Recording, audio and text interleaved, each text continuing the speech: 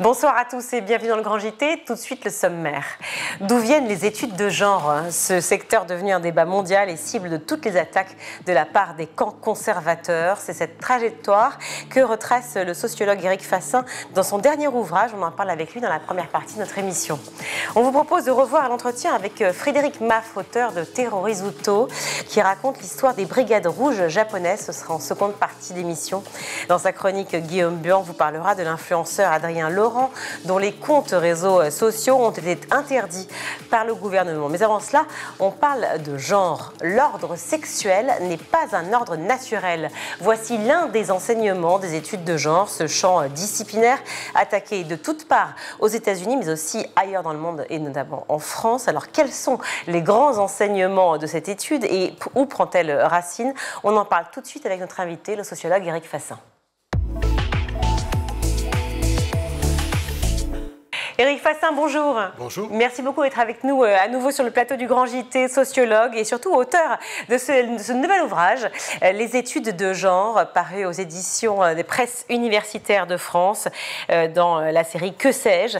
Les études de genre constituent, et je vous cite bien, un champ de recherche, autrement dit leur dimension politique ne s'oppose pas à leurs exigences scientifiques, dites-vous au début de cet essai. C'est là tout le cœur du sujet, on peut le dire, ne pas faire croire que ces études seraient partisanes et uniquement politiques, donc à vocation, j'allais dire, médiatique, je peux me permettre de le dire, comme on le décrit aujourd'hui, à l'instar de l'idéologie woke.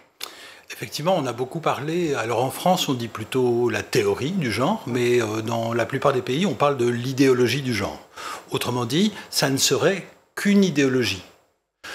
En réalité, en fait, ce sont des recherches. Des recherches, bien sûr, qui ne sont pas neutres. Le genre, ça n'est pas neutre. Donc, ce qu'on peut voir aujourd'hui, c'est qu'il y a d'un côté des gens qui travaillent à partir d'un concept, le genre, qui fabriquent des théories qui ne sont pas toutes les mêmes. Et c'est résumé juste par une expression polémique, la théorie du genre ou l'idéologie du genre. En réalité, c'est un champ scientifique comme un autre. Donc, par exemple, ça n'aurait pas de sens d'organiser un débat pour ou contre les études de genre, pas plus que ça n'aurait de sens d'organiser un débat pour ou contre la sociologie de l'immigration, pour ou contre l'anthropologie de la reproduction. En fait, ce sont des champs d'études, avec des gens qui font des choses très différentes, qui s'affrontent entre eux et souvent entre elles, dans le cas des études de genre.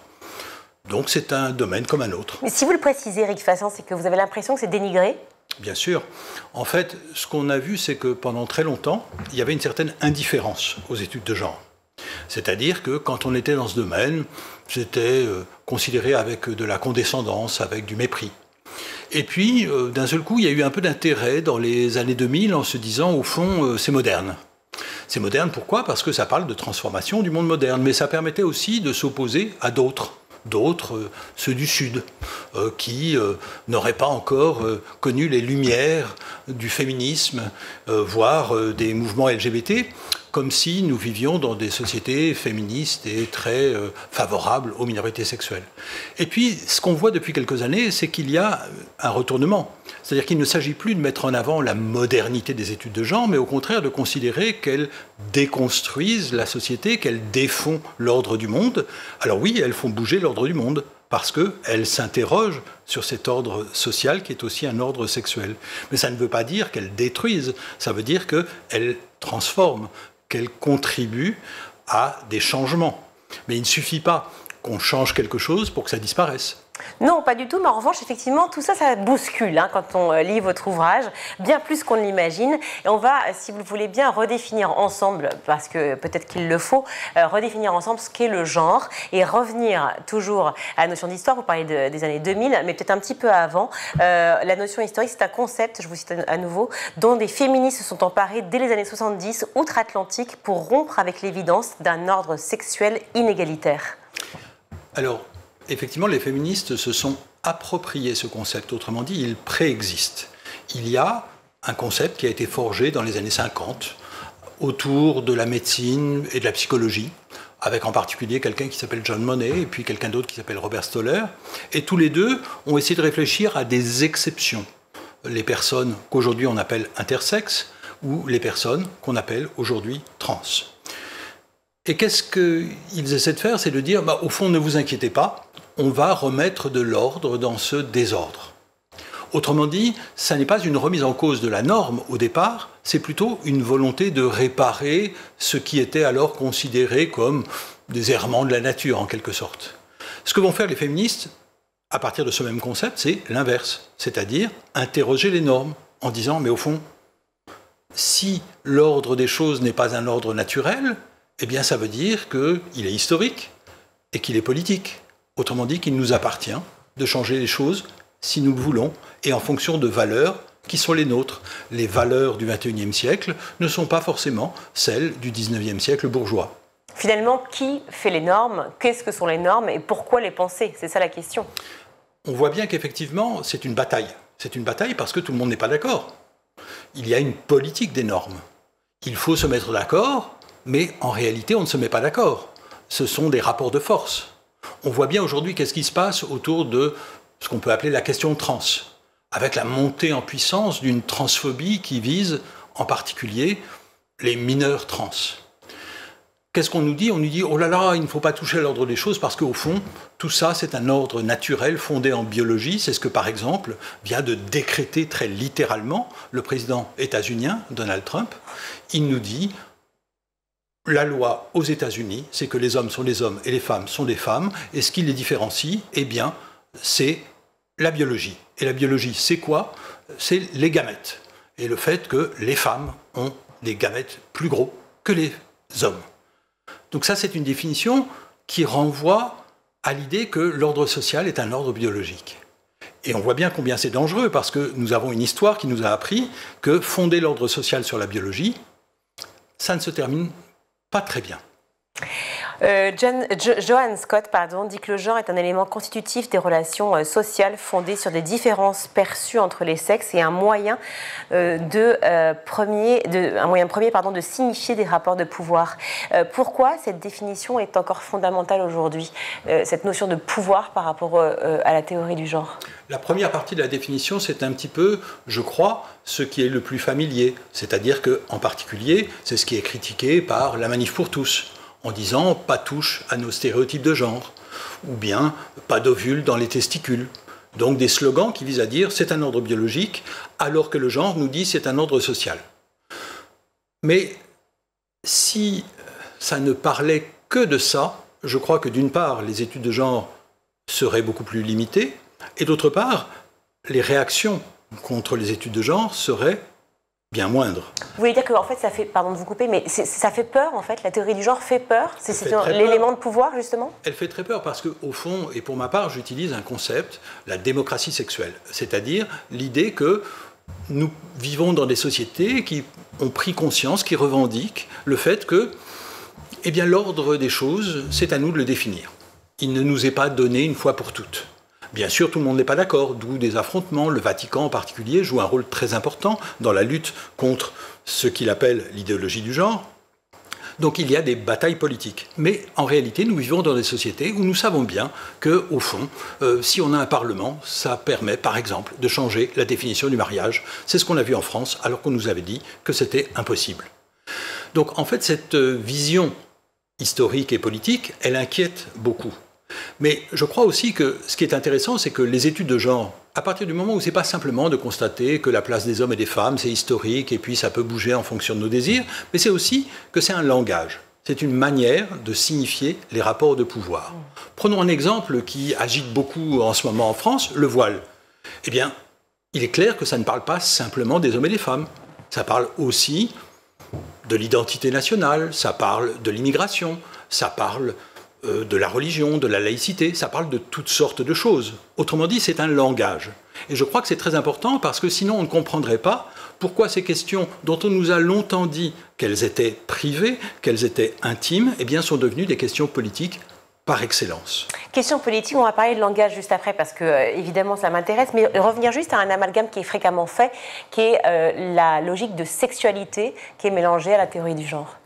Alors effectivement, lorsque dans les années 50, on forge le concept de genre, c'est par opposition d'abord au sexe, en disant il y a la biologie d'un côté, il y a la culture de l'autre.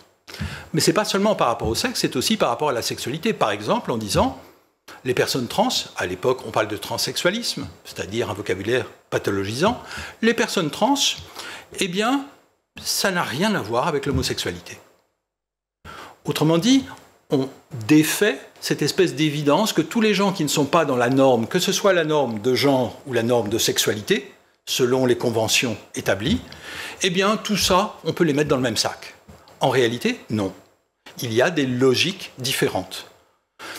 Donc, le concept de genre, il ne doit pas être confondu avec celui de sexualité.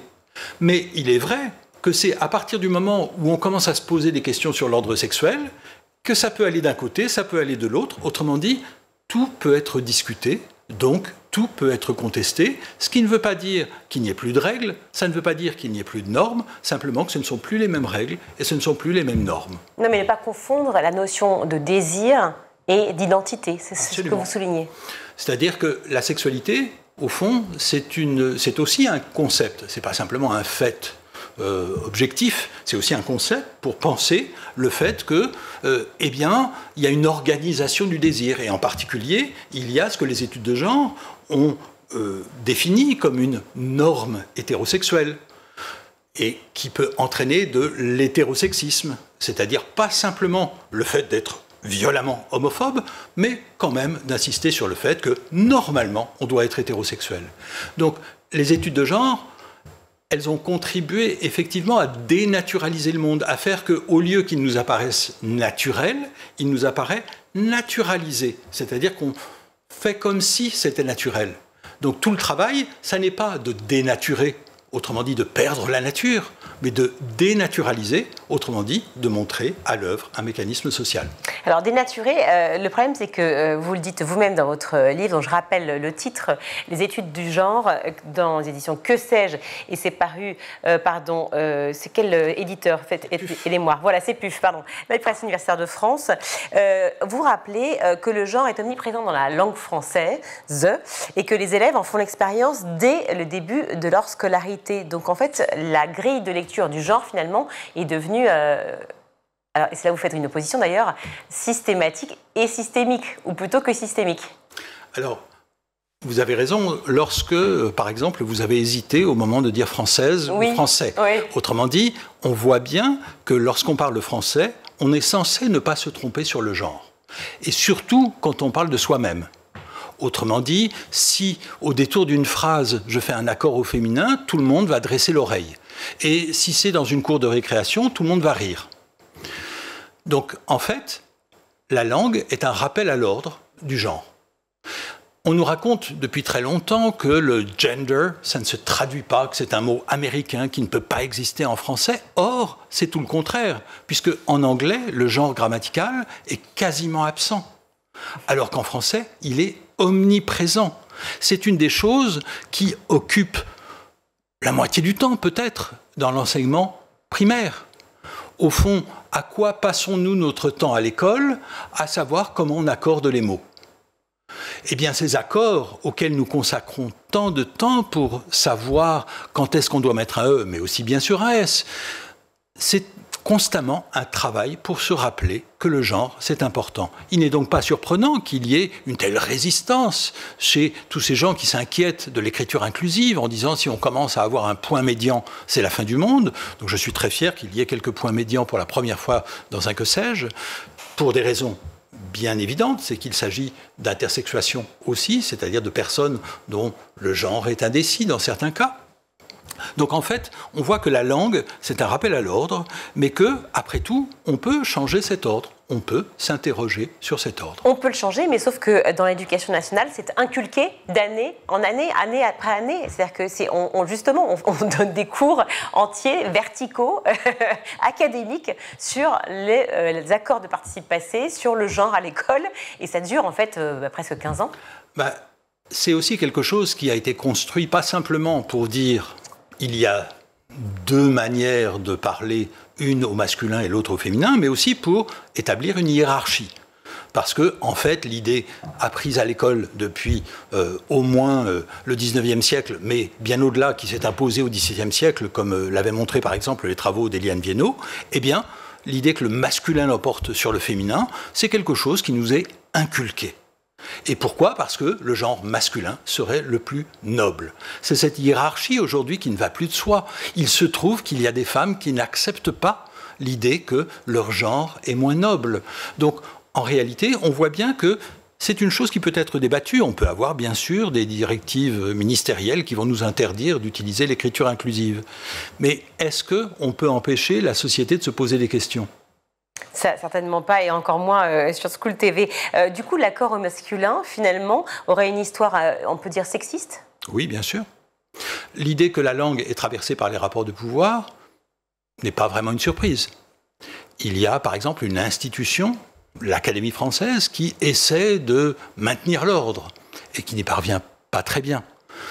On voit bien que, par exemple, il peut y avoir des disputes pour savoir si on doit parler du Covid ou de la Covid, etc. C'est vrai aussi pour des ouragans. Comment va-t-on les appeler au masculin ou au féminin? Donc, ce sont des batailles.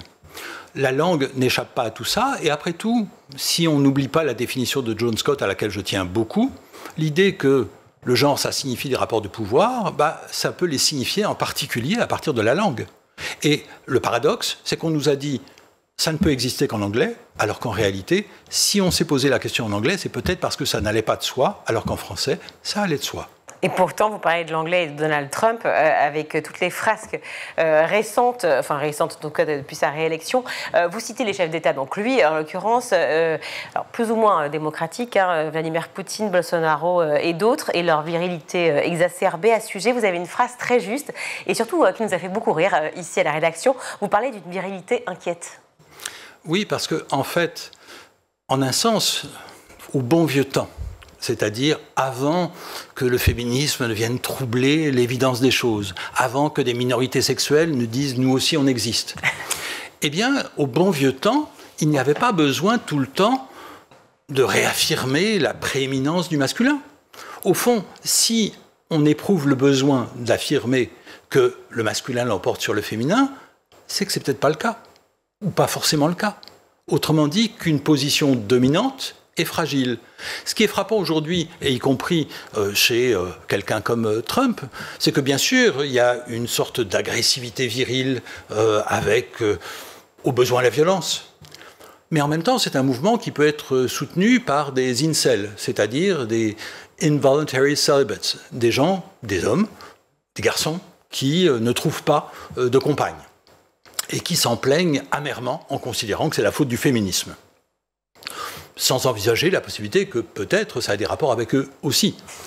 Donc en fait, qu'est-ce qu'on voit? C'est que les incels, ce ne sont pas des modèles de muscles et de beauté et de force, etc. Non, au contraire, c'est plutôt des gens qui revendiquent d'être les victimes.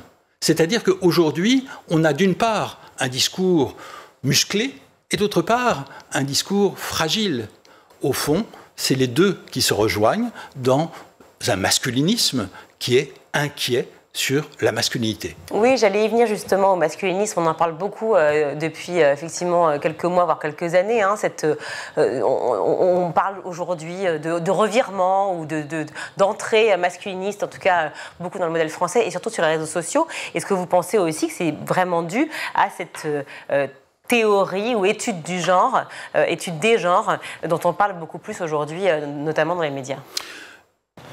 Quand on est dans le champ des études de genre, on est confronté à une hésitation. C'est-à-dire, est-ce qu'on doit se défendre en disant « mais ne vous inquiétez pas, nous ne changeons rien » ou bien est-ce qu'on doit dire « vous avez raison de vous inquiéter, nous espérons avoir des effets sur la société ». Et les deux sont un peu vrais. En tout cas, ce n'est pas simplement parce qu'il y a des études de genre que les choses changent, c'est en partie parce que les choses changent qu'il y a des études de genre. Autrement dit, pour ma part, en tout cas, j'ai l'impression d'essayer de comprendre le monde tel qu'il va. Bien sûr, ça ne veut pas dire que je sois indifférent, que je sois neutre. Je suis heureux qu'il y ait certaines transformations et malheureux qu'il y en ait d'autres, comme tout le monde. Donc, en fait, ce qu'on voit aujourd'hui, c'est que avec les études de genre, le fait que tout le monde se pose des questions, eh bien, c'est mis en forme par des langages, par des lectures, par des références. Et on le voit en particulier dans la jeune génération. La jeune génération va s'emparer des livres, mais aussi, dans certains cas, le faire à travers des podcasts. Autrement dit, il y a un changement générationnel considérable. La difficulté, c'est pour les plus vieux, dont je fais partie, c'est-à-dire qu'est-ce qu'on fait d'un monde qui est en train de bouger ? Qu'est-ce qu'on fait d'un monde où les règles du jeu ne sont plus les mêmes ? On voit bien, par exemple, que c'est ce qui est en train de se passer dans beaucoup d'univers sociaux, mais par exemple dans le cinéma. Qu'est-ce qu'on fait du fait que ce qui allait de soi ne va plus de soi ? Que des manières de se comporter qui étaient tolérées, voire encouragées, eh bien, aujourd'hui, elles sont embarrassantes, voire elles sont regardées avec une désapprobation massive. Donc, en fait, le monde change. Je crois que nous le voyons bien avec une dimension générationnelle. Alors, penser le genre, c'est penser aussi le fait qu'il n'est peut-être isolé des autres rapports sociaux, notamment, vous parlez de la race et de la classe. Quel est l'impact de cette approche aussi ? Alors, il y a un terme qui est devenu une sorte de drapeau, à la fois pour les gens hostiles à ces logiques, mais aussi pour les gens qui s'en réclament. C'est le mot intersectionnalité. Le mot intersectionnalité, c'est une sorte de raccourci pour désigner des manières différentes de penser le fait qu'il y a plusieurs formes de domination, qui peuvent aller dans le même sens ou pas. C'est-à-dire qu'on peut être une femme blanche. Eh bien, quand on est une femme blanche, eh bien, dans une certaine perspective, on peut dire qu'on est dominé en tant que femme, mais qu'on est dans une position plus dominante en tant que femme blanche. Bon, c'est vrai pour toutes les catégories. En fait, il n'y a pas de catégorie qui soit probablement uniformément dominante ou uniformément dominée. Mais simplement, ça permet de penser le fait que le monde n'est pas simple. Alors, par exemple, le marxisme nous avait appris que la classe, ça compte. Et bien sûr que ça compte. Mais simplement, est-ce que ça veut dire qu'il y a une seule chose qui compte ? Ce que dit l'intersectionnalité, c'est n'oublions pas qu'il y en a plusieurs. Que le mouvement féministe n'oublie pas qu'il y a d'autres logiques, mais aussi que le mouvement noir n'oublie pas qu'il y a d'autres logiques, etc. Donc, c'est une école de complexité. Et je crois que c'est très important parce que, en fait, en ce sens-là, même si le mot nous vient des États-Unis, on s'aperçoit que ces questions-là, elles ont été posées dans des contextes très différents. J'essaie de souligner parce qu'on a souvent l'impression que tout cela est importé d'Amérique, eh bien, de montrer que, par exemple, en Amérique latine, c'est-à-dire une autre Amérique, on s'est posé des questions comparables. Dans des contextes différents, bien sûr. Mais ça amène à réfléchir. Ça amène à réfléchir, par exemple, au fait que les femmes noires aux États-Unis n'ont pas le même rapport à des enjeux féministes que les femmes blanches. Bien sûr, ce sont des généralisations, mais qui disent un peu quelque chose. Par exemple, que lorsque, comme les femmes noires, on a été soumises à des stérilisations forcées historiquement, eh bien, la question de l'avortement ne sonne pas tout à fait pareil. Ou bien, lorsque on parle du viol, quand on sait que très souvent le violeur a été défini comme un homme noir qui serait caché dans un parking, eh bien ça ne résonne pas de la même manière pour des femmes noires que pour des femmes blanches, etc. Tout le monde n'a pas la même expérience. Donc en fait, c'est une invitation à la complexité, c'est-à-dire à réfléchir non pas à disqualifier ceci ou cela, c'est-à-dire à dire vous n'avez pas le droit de parler parce que vous êtes dominant, etc. Sinon, en tout cas, je ne serai pas ici parce que je serai interdit de parole. Je ne crois pas que ce soit le cas pour l'instant, ou en tout cas pas pour ces raisons-là. Donc en fait, qu'est-ce qu'on voit ? On voit que ça nous incite à réfléchir, à nous poser des questions. Et en ce sens-là, c'est bien un champ de recherche, et un champ de recherche qui est bien sûr traversé par des questions politiques, mais est-ce qu'il y a des savoirs neutres ? Est-ce qu'il y a des savoirs neutres sur le climat ? Est-ce qu'il y a des savoirs neutres sur le Covid ? Est-ce qu'il y a des savoirs neutres pour parler de la Révolution française ? Et est-ce nécessaire que ce soit neutre, surtout, c'est peut-être la question ? En fait, ça voudrait dire qu'il y aurait ce que des épistémologues féministes ont appelé le point de vue de Dieu, c'est-à-dire au-dessus, qui serait forcément un point de vue masculin. Qui serait encore un rapport de domination et de pouvoir. Voilà, c'est-à-dire, au fond, est-ce qu'il y a d'un côté des gens qui sont au-dessus de la mêlée, qui ne sont pas traversés par la politique, autrement dit, pour lesquels il n'y aurait pas d'enjeu, et puis en bas, des gens qui seraient en train de criailler, et qui seraient des femmes, des minorités sexuelles, des minorités raciales. C'est pas ça, la science. La science ne fonctionne pas avec l'idée qu'il y a des gens qui seraient en dehors du monde, et surtout pas pour parler du monde. Merci beaucoup Éric Fassin d'être venu sur le plateau du Grand JT. Je rappelle le titre de votre ouvrage, Les études de genre, paru aux éditions PUF. Je vais y arriver. Merci d'avoir été avec nous. C'est toujours un bonheur de vous recevoir sur notre émission. Merci beaucoup. On va marquer une courte pause, on se retrouve.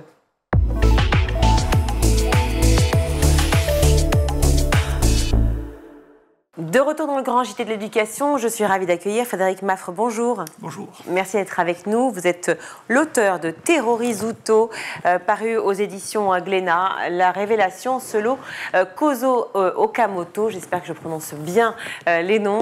Merci, ça va. Pour l'instant, je n'ai pas fait d'erreur. Ça va arriver, je vous le promets. Merci beaucoup d'être venu sur ce plateau.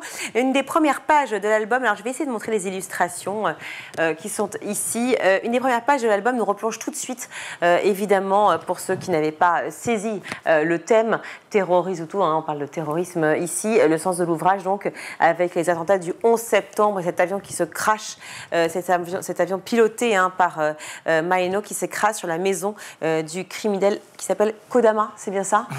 Il me semble que c'est Kodama, voilà.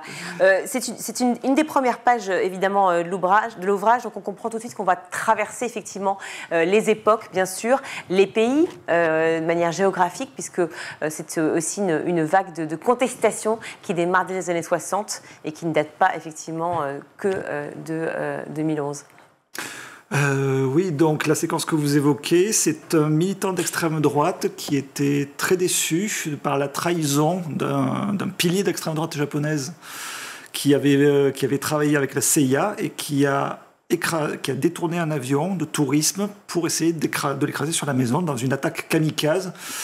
Oui, qui à la fois évoque, donc c'est un hommage douteux aux kamikazes de la Deuxième Guerre mondiale, ouais. Le pur nationalisme japonais à l'ancienne, et aussi une espèce d'annonce tragicomique, puisque le pilote s'est tué mais a raté sa cible. Du 11 septembre, des attentats suicides tels que pratiqués notamment par le terrorisme islamiste. Évidemment, c'est une histoire qui vous a probablement marqué personnellement, qui vous intéresse bien entendu, mais est-ce que c'est aussi parce que l'histoire aujourd'hui est assez répétée sur les attentats, et on en parle malheureusement beaucoup trop souvent dans l'actualité, que vous avez voulu aussi écrire sur ce sujet? Alors, mon intérêt pour l'histoire, c'est plus parti de mon intérêt pour le Japon que pour les activités terroristes en soi. C'était une histoire assez peu connue. Je suis geek comme beaucoup de gens de ma génération, la génération Dorothée, et on a procédé par couches, les dessins animés, les mangas plus adultes, les mangas parfois historiques qui parlent de cette époque, qui ont fait des révélations. Voilà, nous on connaît très bien notre mai 68, il y a toute une mythologie de mai 68. Ce qu'on ne sait pas, c'est que le Japon a aussi connu. Alors justement, voilà. Non, mais allez-y, je vous poursuivre, effectivement. A connu aussi des grandes révoltes étudiantes qui, elles, par contre, ont été durement réprimées et qui ont poussé les plus radicaux à encore plus se radicaliser. C'est un terme qui est devenu très à la mode, trop fréquent, qu'on entend trop aujourd'hui. Oui, parce qu'effectivement, on a l'image aujourd'hui du Japon qui est très douce, avec ses cerisiers, avec cette sécurité permanente, ce calme olympien. Mais effectivement, le Japon des années 60-70 n'est pas du tout celui-ci, ou en tout cas, c'est là où il y a les yakuza, Oui, non, on a une image d'Épinal, effectivement, le miracle économique japonais, une espèce d'harmonie sociale, le pays le plus riche au monde. Il y avait quand même beaucoup de colère, de tension, de ressentiment. Par rapport aux inégalités de revenus, qui dans les années 60 c'était encore le cas, même aujourd'hui, avec l'explosion de la bulle économique dans les années 90, il y a des gens qui sont vraiment précaires, même si on en parle peu. Le crime organisé, l'extrême droite nationaliste, il y a ça bouillonne, c'est un pays qui bouillonne beaucoup plus qu'on pourrait le croire. En tout cas, c'est comme ça que je le comprends. En tout cas, qu'on pourrait le croire, je crois qu'on a tous conscience, effectivement, que le Japon est absolument saisissant à tout point de vue. Mais c'est vrai que cette idée, effectivement, de la tradition qui est très ancrée, de la parole donnée, jusqu'effectivement à cette notion de honte qu'on peut saisir aujourd'hui, et ce côté, effectivement, révolutionnaire, de vouloir tout bouleverser, de vouloir plonger politiquement jusqu'à l'enfer, jusqu'au drame. Pourquoi avoir choisi Kozo Okamoto comme narrateur de cette histoire, et surtout pour raconter la révolution via son prisme à lui, puisque c'est le sous-titre de ce livre? Déjà, il y avait une question pragmatique, en cela qu'on couvre pratiquement 15 ans de mouvances d'extrême gauche japonaise, et beaucoup se sont fait arrêter très vite, se retrouvent hors circuit, donc on ne peut plus raconter leur histoire. Donc il fallait quelqu'un qui arrivait un peu en queue de comète sur ce mouvement, donc qui pouvait un peu raconter les événements. Et c'était tentant d'avoir quelqu'un de charismatique, comme une meneuse comme Fusako Shigenobu, qui était une leader née, très belle, très charismatique, totalement déterminée. Avoir quelqu'un, un rouage anonyme, peut-être même un peu simplé. La question de sa psychologie se pose. Hein. Il est un peu à côté de ses pompes. Ça crée un décalage dans sa narration. Elle un peu moins. Pardon, son nom m'échappe. Shigenobu. Voilà. Je pense que c'est quelqu'un qui savait parfaitement ce qu'elle faisait. Voilà, pour moi, c'est une meneuse pragmatique, avec une vision politique extrême. Kozo Okamoto était un outil qui acceptait pleinement l'idée d'être un outil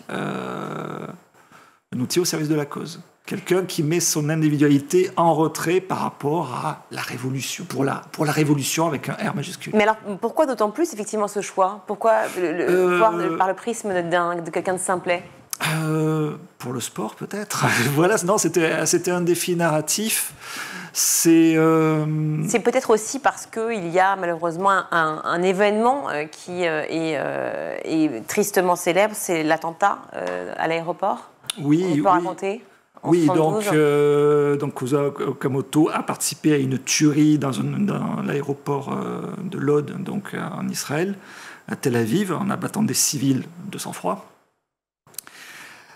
Quelque part, on peut penser aux terroristes islamistes de type Mohamed Merah, qui n'était pas quelqu'un de très bien parti dans la vie. Hein. C'est un pauvre type à de nombreux égards. Hein. Okamoto n'avait pas forcément ce même parcours de délinquance, par exemple, répété.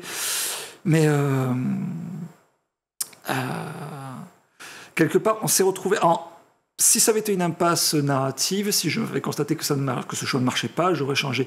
Mais je me suis retrouvé presque par accident avec une espèce de Forrest Gump qui porte un regard décalé sur les événements, qui ne comprend pas... Inconséquent, un peu. Oui, qui est en total décalage par rapport à ce qu'est devenu la réalité, par rapport à l'histoire, la grande histoire, par rapport à son ancrage politique qui ne correspond... Même le plus radical des gauchistes français ne peut pas se retrouver dans un discours pareil. Aujourd'hui, je ne pense pas. C'est vraiment un aperçu dans une psyché qui est vraiment profondément différente de la nôtre, dans le temps, dans la géographie et de par son parcours personnel. Vous vous intéressez à l'Armée rouge, effectivement, en particulier. C'est ce qu'on justement, vous retracez tout au long de cet album, Terrorisuto, que vous avez donc écrit avec Ruiz, dont le prénom m'échappe aussi. François Ruiz, voilà. Beaucoup de choses m'échappent. Juste peut-être reparler, qu'est-ce qui vous a poussé à vous intéresser justement à l'histoire de l'Armée rouge ? Alors, on est venu me chercher, Aurélien Ducoudray, qui est le directeur de la collection Karma pour Glénat, m'a contacté pour la collection Karma. Ce sont des récits historiques avec un angle décalé. Donc, on a cherché c'est pas forcément une histoire que je portais en moi intimement, mais quand on m'a donc fait cette commande, car au fond, quelque part, c'est une commande, je me suis posé la question de quels étaient les récits peu connus qui valait la peine d'être raconté. On a un peu tâté le terrain, et on s'est arrêté donc sur les terroristes japonais. On en parle dans la postface. Il y a 15 ans de ça, j'avais rencontré un réalisateur japonais lors d'un festival pour une interview.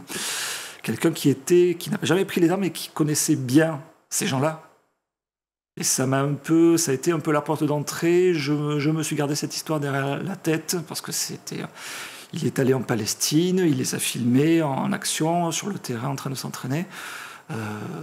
C'était une vraie découverte pour moi. Et donc, j'ai voulu partager, 15 ans plus tard, par le hasard des des rencontres. Alors, c'est vrai que l'armée rouge japonaise, on dit qu'elle se moquait beaucoup des victimes tant qu'elle faisait passer des messages, en fait, effectivement, à l'époque. Et vous venez de parler de Palestine. C'est ça qui est assez étonnant dans cet ouvrage. C'est que vous parlez aussi bien, effectivement, du Japon que l'attentat, la situation au Liban et les attentats, notamment de 72. Et puis la suite, effectivement, le lien avec la Palestine. Comment vous avez fait pour collaborer, justement, avec François Ruiz, l'illustrateur, pour que ce soit tout à fait compréhensible pour le lecteur? Alors, le rendre compréhensible, ça c'était un des vrais enjeux parce qu'on parle d'une époque très touffue, beaucoup de personnages, beaucoup de rebondissements. Le scénario était quasiment, j'ai livré le scénario à François quasiment clé en main. C'est lui qui s'est chargé du découpage, des choix de cadrage, de pages. Avec, oui, l'idée quand même que ce soit clair, que ce soit digeste autant que possible. J'espère qu'on y est arrivé. En 120 pages, il se passe quand même beaucoup de choses. Beaucoup de choses, mais bon, je veux croire qu'on s'y mais bien sûr, avec brio même, au contraire. Mais par quel biais, en fait, qu'est-ce qu'on pourrait dire à ceux qui nous regardent, à celui qui nous regarde, pour dire, voilà, on va passer effectivement de la fin des années 60 et retracer toute une période de l'histoire, mais on va aller effectivement de Tokyo à Beyrouth. Je pense que le ciment du récit, c'est plus que les événements objectifs, c'est peut-être le ton. J'ai choisi un ton tragicomique quelque part, avec des situations parfois à la fois effroyables et complètement surréalistes, qui est un peu le fil rouge du récit en termes d'ambiance, de saveur. Ensuite, on a les événements ont quand même une certaine logique. Les groupes japonais comprennent rapidement qu'ils ne peuvent plus agir au Japon parce que la police est devenue trop efficace. Ils partent à l'étranger, notamment au Moyen-Orient. Ceux qui restent au Japon partent dans une spirale autodestructrice qui a pour conséquence Shigenobu, la leader installée au Liban, est obligée de mettre les bouchées doubles pour montrer que c'est une vraie combattante de la liberté qui se donne des objectifs, qui peut frapper fort avec des objectifs concrets. En clair, en gros, une mondialisation donc, du terrorisme par cette culture, effectivement, du kamikaze japonais. On parle d'une poignée de fanatiques extrémistes qui ont eu un impact sur le terrorisme tel qu'on le comprend aujourd'hui, par ce qui se passe au Moyen-Orient, par le terrorisme islamiste. Voilà. Merci beaucoup Frédéric Maffre d'être venu sur le plateau du Grand JT. Donc je vous conseille la lecture de Terrorizuto. J'espère que je le dis bien. Voilà, avec la collaboration aussi de François Ruiz, l'illustrateur, La Révolution selon Kozo Okamoto. Et c'est paru aux éditions Glénat. Merci mille fois d'être venu sur le plateau du Grand JT. On va tout de suite retrouver Guillaume pour sa chronique. Bonjour Guillaume. Bonjour Virginie. Ravi de vous retrouver et direction les réseaux sociaux comme par hasard, puisque nous allons parler d'un influenceur qui a vu son compte TikTok supprimé par la ministre déléguée à l'égalité femmes-hommes. Jusque-là, on a envie de dire rien de bien spécial, mais quand on va vous présenter justement ce personnage, vous allez tout comprendre. Adrien Laurent, c'est son nom, mais il est plus connu sur les réseaux par Adé Laurent. Peut-être que cela ne vous parle pas, je suis sûr qu'à vos enfants, si. Vous allez voir quelques images de cet Adrien Laurent. C'est un personnage. Il a 30 ans, il a fait ses premiers pas sur M6 en 2016 dans une émission de télé-réalité, c'est là que tout commence. Ça s'appelle Garde à vous, qui mettait notamment en avant des hommes confrontés aux dures conditions du service militaire dans les années 60. Il a surfé sur cette première expérience de télé-réalité, il s'est dit pourquoi pas continuer. C'est ce qu'il a fait. Il a enchaîné les émissions Les Princes de l'amour, Les Anges, La Villa des cœurs brisés et j'en passe. Et en parallèle, j'ai envie de dire, comme presque tous les candidats de télé-réalité, il s'est lancé dans le métier de l'influenceur. Il s'est lancé sur les réseaux sociaux pour donner des conseils musculation et des moments de vie au quotidien. Bref, il a partagé sa vie jusque-là, rien de grave. Oui, jusque-là, effectivement, parce qu'en 2020, ça dérive, c'est ça? Oui, en fait, il y a eu le confinement qui est passé par là. Il fallait un petit peu s'occuper, j'ai envie de vous dire. Alors, Adrien Laurent a lancé une série de directs, de live, en fait, sur Instagram, sur son compte. Ça s'appelait AD Show, dans lequel des jeunes femmes exécutaient différentes danses. Elles faisaient des striptease, en fait, en live. Donc, lui, il se filmait, puis il accueillait des femmes qu'il souhaitait. Et elles pouvaient, elles aussi, se filmer. Il y avait donc ce live entre elles. Et derrière, il lui disait, tiens, danse. Et elle faisait quoi? Elle dansait. Bref, il faut imaginer qu'il y avait plusieurs milliers de personnes qui regardaient ça sur Instagram. Bon, malgré tout, la communauté et les internautes sont un petit peu indignés. Vive réaction de ce côté-là. Instagram l'a banni de son compte. Alors aujourd'hui, il existe encore, mais il est en privé. Il faut qu'il puisse vous ajouter. Il ne s'est pas arrêté là. Il est allé sur TikTok. TikTok a d'un coup un petit peu émergé. Il faut savoir qu'il avait plus d'1 800 000 abonnés sur TikTok. Il a quitté la France. Il est parti vivre aux États-Unis en 2021. Et là, il s'est reconverti dans toute autre chose, la pornographie. Oh, pourquoi pas? Alors, on s'y attendait pas. Pas du tout, surtout venant de lui. Ouais. Alors effectivement, après, en fait, il a été créateur de contenu pour la plateforme Mime. En gros, cette plateforme, vous devez payer et vous allez voir certaines photos qui, certaines, sont très osées pour les adultes, pas pour les mineurs. Voilà une perspective, hein, effectivement, de son curriculum vitae. On a donc une idée de ce qui lui est reproché, j'imagine, par la ministre. Oui, en fait, c'est toutes ces dérives et tout ce qu'il a fait à côté, donc ses vidéos, mais pas que, aussi le contenu qu'il poste. En fait, Aurore Berger a écrit mi-mai au président de TikTok France pour alerter sur le contenu extrêmement préoccupant diffusé par cet influenceur donc controversé. Et justement, je propose d'écouter Adé Laurent sur TikTok, car il a fait donc un autre compte sur lequel il a en fait listé ce que reprochait la ministre. Vous allez comprendre. D'après la presse, la ministre me reprocherait de propager une vision déformée et toxique de la sexualité où la domination et la violence prennent le pas sur le respect et le consentement. De diffuser des lives répétés avec des jeunes filles dont il est difficile de déterminer l'âge tant elles paraissent jeunes. Je contribuerai également à ancrer une culture de l'hypersexualisation et de la soumission des femmes, exposant un public toujours plus jeune à des représentations contraires aux principes fondamentaux d'égalité et de respect.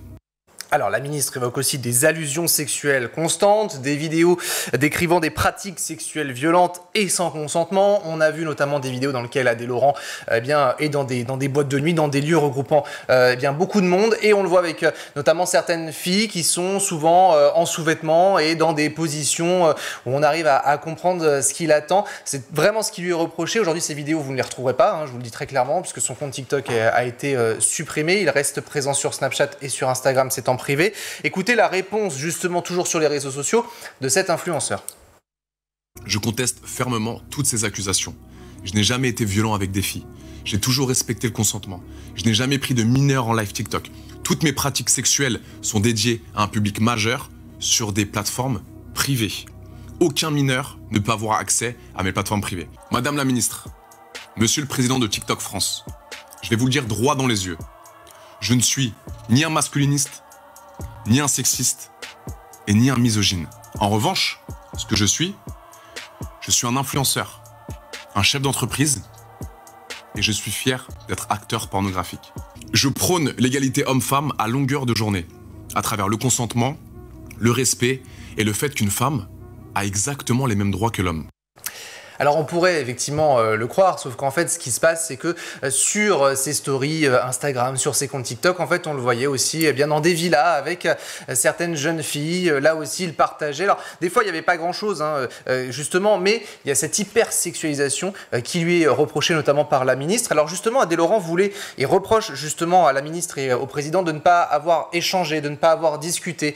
Eh bien ce sera le cas puisqu'il y a une commission qui est en cours et menée par les parlementaires, une commission d'enquête sur les effets psychologiques de TikTok sur les mineurs. Adé Laurent sera entendu, ce sera le 10 juin prochain. Et puis dans un autre style, là aussi, on a un autre couple d'Instagrammeurs qui s'est fait connaître dans le milieu de la télé-réalité.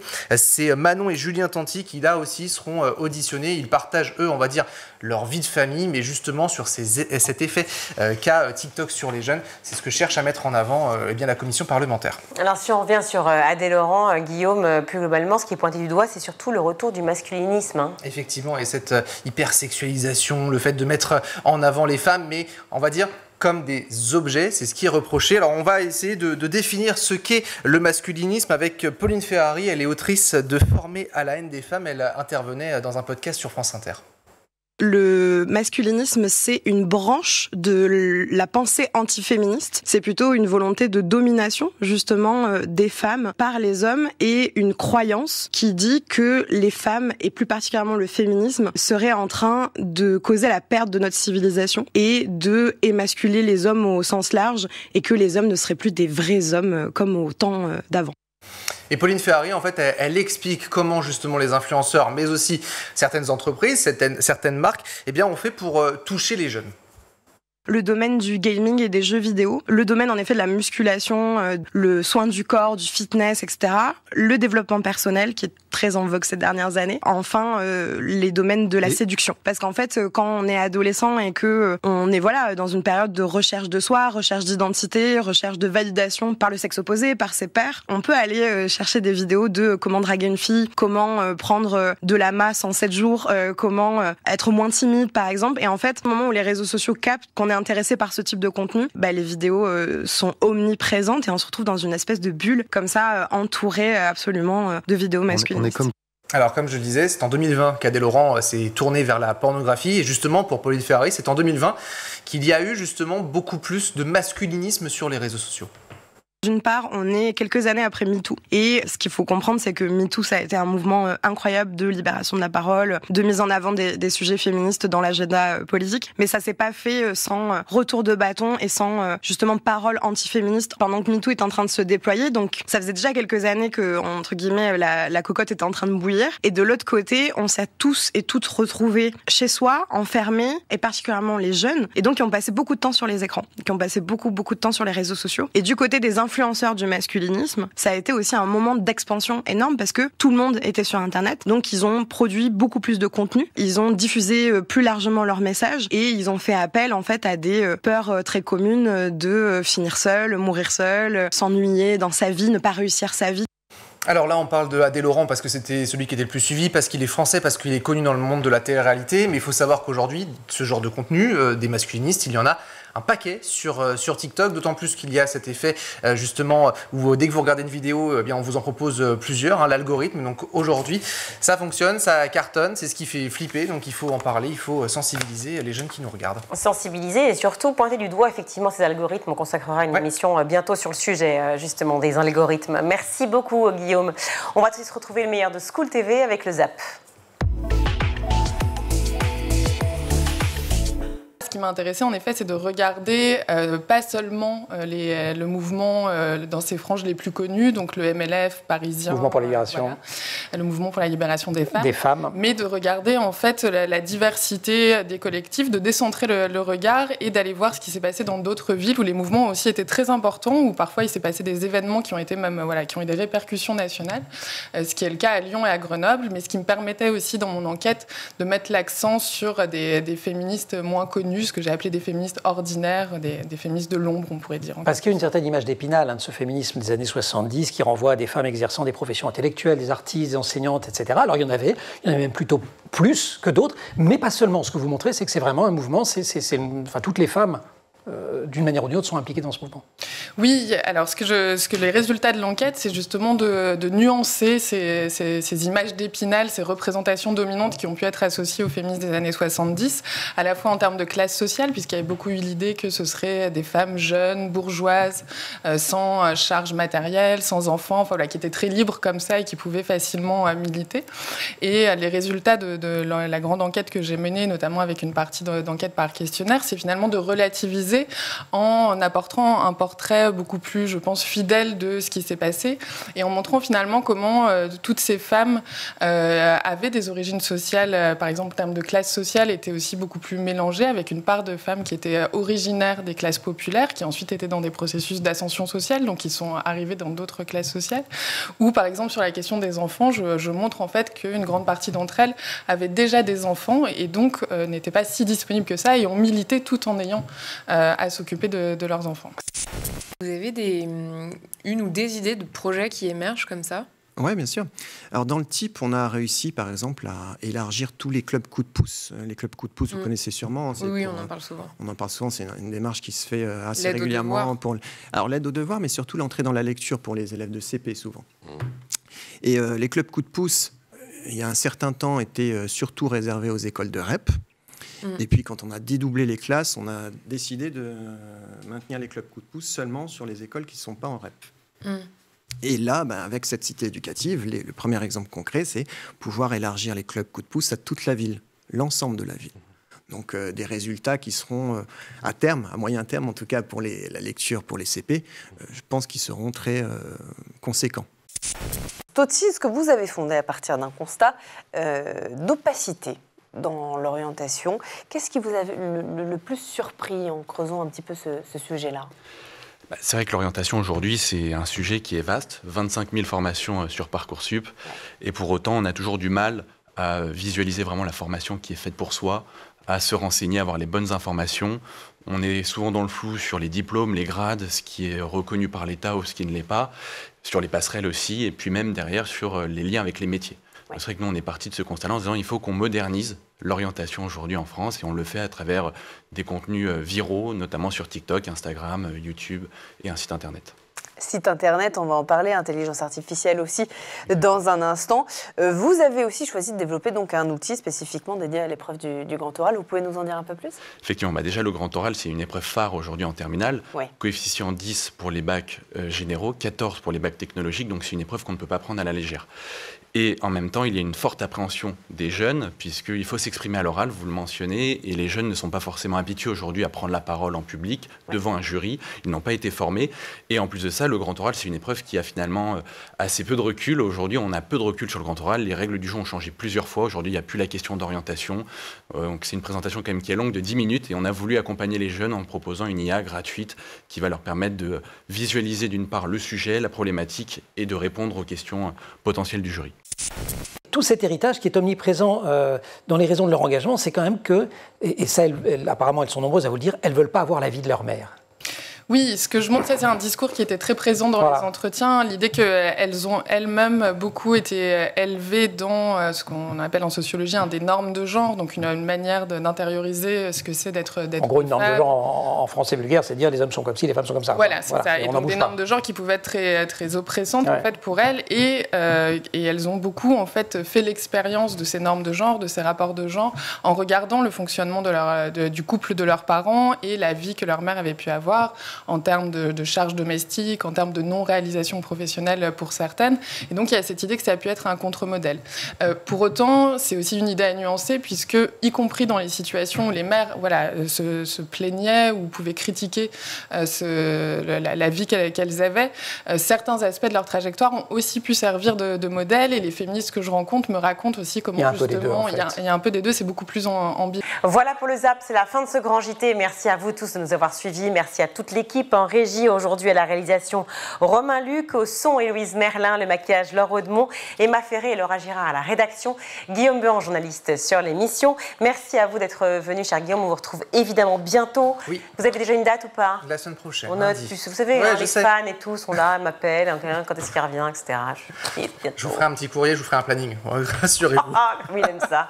Oh là là, c'est fou. Bon, bonne soirée à tous, à demain.